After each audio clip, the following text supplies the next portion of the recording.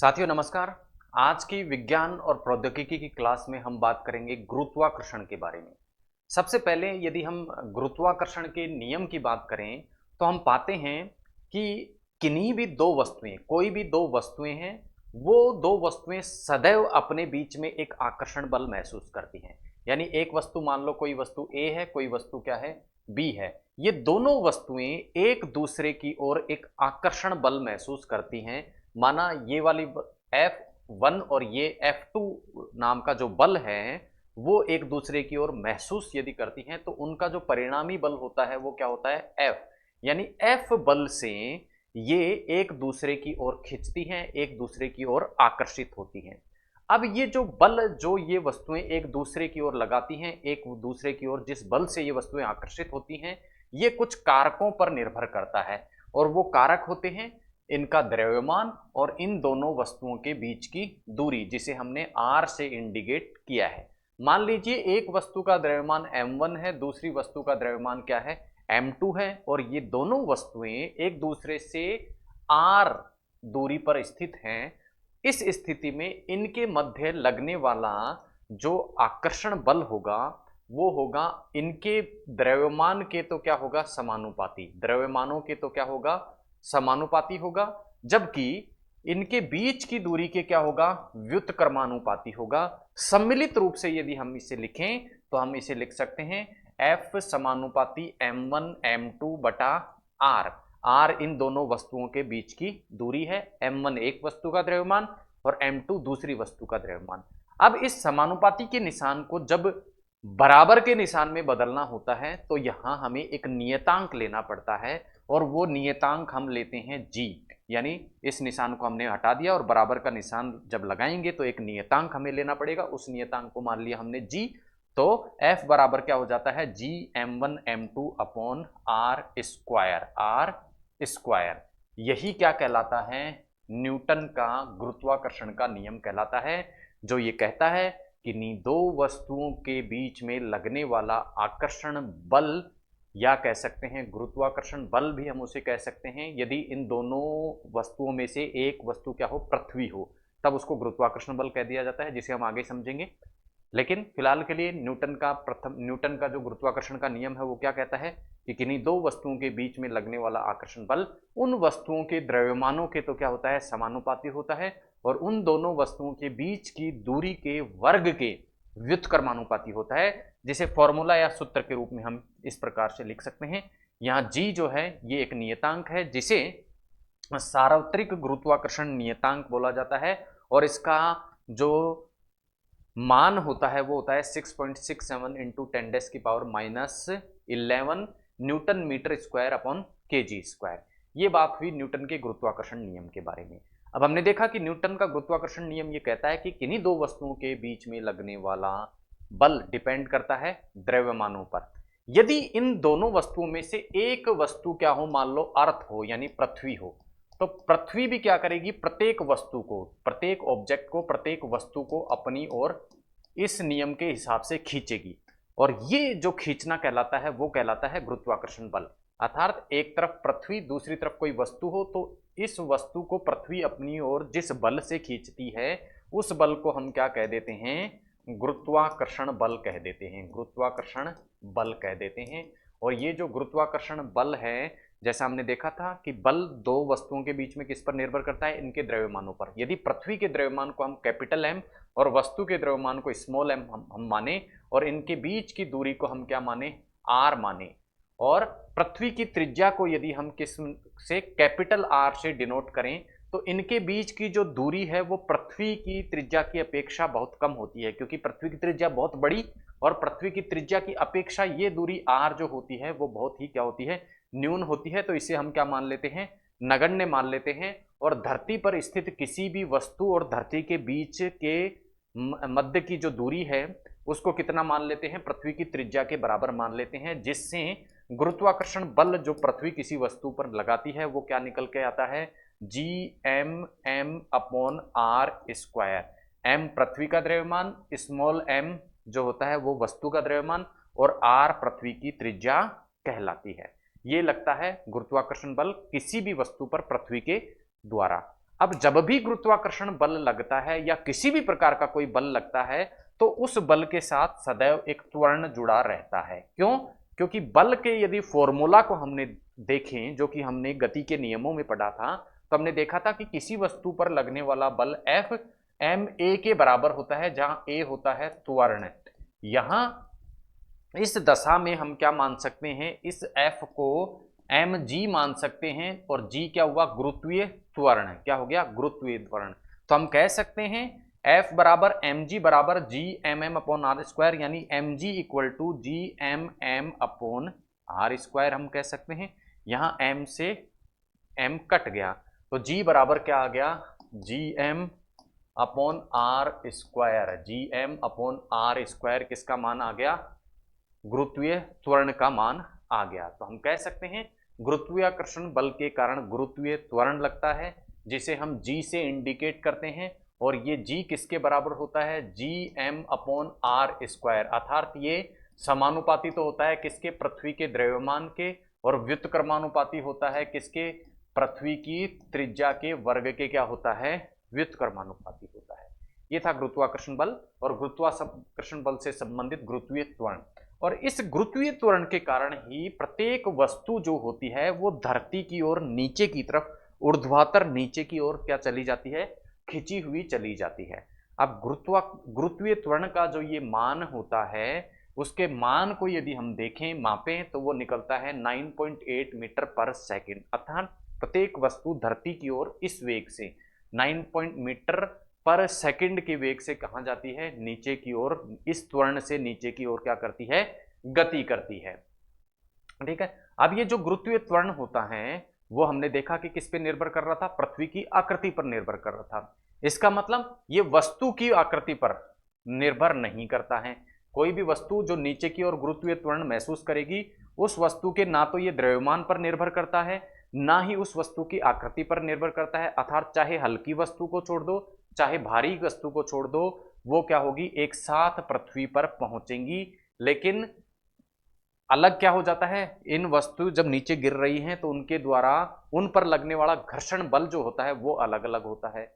उसके हम बाद में बात करेंगे, लेकिन अभी के लिए आपको केवल इतना समझना है कि जो गुरुत्वीय त्वरण होता है वो गुरुत्वीय त्वरण किसी भी वस्तु के ना तो द्रव्यमान पर, ना ही उसकी आकृति पर निर्भर करता है, अपितु किस पर निर्भर करता है, समानुपाती रूप से तो पृथ्वी के द्रव्यमान पर, और साथ ही साथ पृथ्वी के त्रिज्या पर क्या करता है, निर्भर करता है। इन्हीं दो चीजों पर निर्भर ये करता है।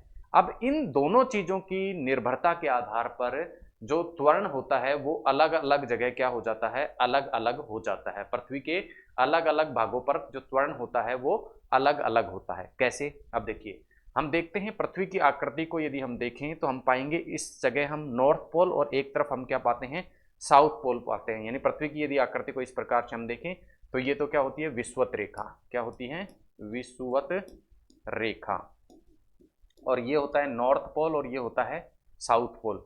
अब पृथ्वी की जो अंडाकार आकृति है उसके कारण पृथ्वी के केंद्र से यहां तक की ये जो दूरी होती है, ये दूरी अधिक होती है अपेक्षाकृत किससे, ध्रुवों से और इस सेंटर पॉइंट के बीच की दूरी की।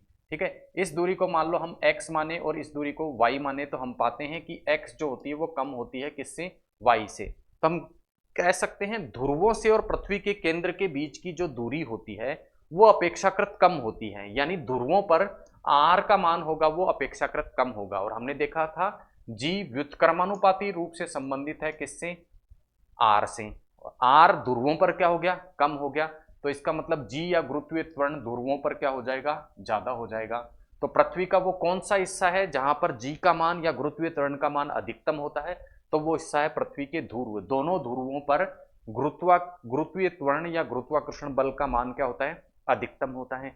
जबकि विषुवत रेखा पर गुरुत्वाकर्षण बल का मान जो है वो सबसे कम होता है। कारण क्या होता है, यहां हम देखते हैं, यहां पर ये जो लंबाई है, ये y जो लंबाई हमने देखी, ये इस x की अपेक्षा क्या होती है, ज्यादा होती है।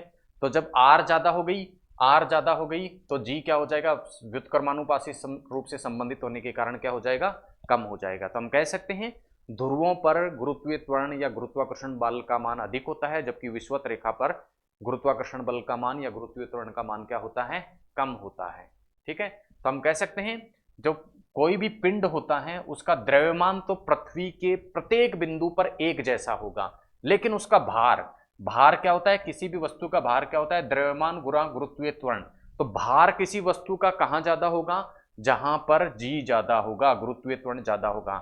यानी किसी वस्तु का भार ध्रुवों पर अधिक होता है क्योंकि वहां पर गुरुत्वीय त्वरण जी का मान अधिक होता है, और विषुवत रेखा पर उसी वस्तु का भार क्या होता है, अपेक्षाकृत कम होता है। तो ये था गुरुत्वीय त्वरण और पृथ्वी के अलग अलग भागों में गुरुत्वीय त्वरण का मान। अब पृथ्वी के धरातल से यदि हम नीचे या ऊपर चले जाएं, पृथ्वी के धरातल से यदि हम क्या चले जाएं, नीचे या ऊपर चले जाएं, तब भी इसका मान क्या होता है, बदल जाता है। क्यों, पृथ्वी के धरातल से यदि हम ऊपर या नीचे जाएंगे, ऊपर या नीचे जाएंगे, देखिए अभी त्रिज्या ये, यदि हम पृथ्वी के नीचे की तरफ जाएंगे तो ये त्रिज्या थोड़ी सी बढ़ जाएगी। इसी प्रकार पृथ्वी से ऊपर की तरफ जाएंगे, ऊपर की ओर यदि हम उठेंगे तो भी त्रिज्या क्या हो जाएगी, टेढ़ी जो लंबाई है वो अपेक्षाकृत सीधी लंबाई की ज्यादा हो जाती है, यानी त्रिज्या का मान क्या हो जाएगा, अधिक हो जाएगा। त्रिज्या का मान अधिक होते ही जी का मान क्या हो जाएगा, कम हो जाएगा। तो पृथ्वी की सतह से ऊपर या पृथ्वी की सतह के नीचे दोनों तरफ ही जाने पर जी का मान क्या हो जाता है, घट जाता है, गुरुत्वीय त्वरण का मान क्या हो जाता है, घट जाता है। ये था गुरुत्वीय त्वरण। अब गुरुत्वाकर्षण बल, जैसा हमने देखा कि प्रत्येक वस्तु को गुरुत्वाकर्षण बल अपनी ओर क्या करता है, खींचता है। तो इसका मतलब किसी वस्तु को यदि हमें ऊपर की ओर फेंकना हो तो उस वस्तु को ऊपर की तरफ फेंकने के लिए गुरुत्वाकर्षण बल को पार करना होगा, और वह न्यूनतम वेग जिससे किसी वस्तु को ऊपर की ओर फेंका जाए और वो पृथ्वी के गुरुत्वाकर्षण को पार करके चली जाए, उस वेग को क्या कह देते हैं, पलायन वेग। अर्थात इस न्यूनतम वेग से किसी वस्तु को यदि पृथ्वी की सतह से ऊपर की ओर हम फेंकेंगे तो वो वापस पृथ्वी की ओर नहीं आएगी। क्यों, क्योंकि ये पलायन वेग क्या कर देता है, उसे इतना वेग प्रदान कर देता है कि वो गुरुत्वाकर्षण बल से ज्यादा हो जाए, उतना बल उस वस्तु को प्रदान कर देता है, और ये वेग होता है 11.2 किलोमीटर प्रति सेकंड। अर्थात किसी भी वस्तु को 11.2 किलोमीटर प्रति सेकंड की दर से यदि ऊपर की ओर फेंक दिया जाए या इससे अधिक वेग से ऊपर की ओर फेंक दिया जाए तो वो वस्तु वापस पृथ्वी की ओर नहीं लौटेगी। इसी वेग को पलायन वेग कहा जाता है, और इस पलायन वेग का जो फॉर्मूला होता है वो √2gr होता है। जी क्या होता है, गुरुत्वीय त्वरण, और आर क्या होता है, पृथ्वी की त्रिज्या। तो हम कह सकते हैं पलायन वेग भी वस्तु के द्रव्यमान पर निर्भर नहीं करता, अपितु पृथ्वी के गुरुत्वीय त्वरण और पृथ्वी की त्रिज्या पर निर्भर करता है। यह था पलायन वेग। नेक्स्ट हम बात करते हैं कोणीय जो चाल होती है, उस कोणीय चाल का भी गुरुत्वीय त्वरण पर, पृथ्वी के गुरुत्वीय त्वरण पर क्या किसी प्रकार का इफेक्ट पड़ता है। अब पहले तो कोणीय चाल को हमें समझना है। देखिए पृथ्वी जो है अपने अक्ष पर घूर्णन करने के साथ ही सूर्य के चारों तरफ भी क्या करती है, पृथ्वी क्या करती है, घूर्णन करती है। सूर्य के चारों तरफ इस प्रकार से जब ये घूर्णन करती है तो पृथ्वी की चाल को क्या कह दिया जाता है, कोणीय चाल कह दिया जाता है। यदि इस कोणीय चाल को 17 गुना कर दिया जाए, ठीक है, कोणीय चाल को, जिस चाल से पृथ्वी सूर्य के चारों ओर घूम रही है उस चाल को यदि हम 17 गुना कर दें तो उस स्थिति में गुरुत्वीय त्वरण का मान क्या हो जाएगा, 0 हो जाएगा।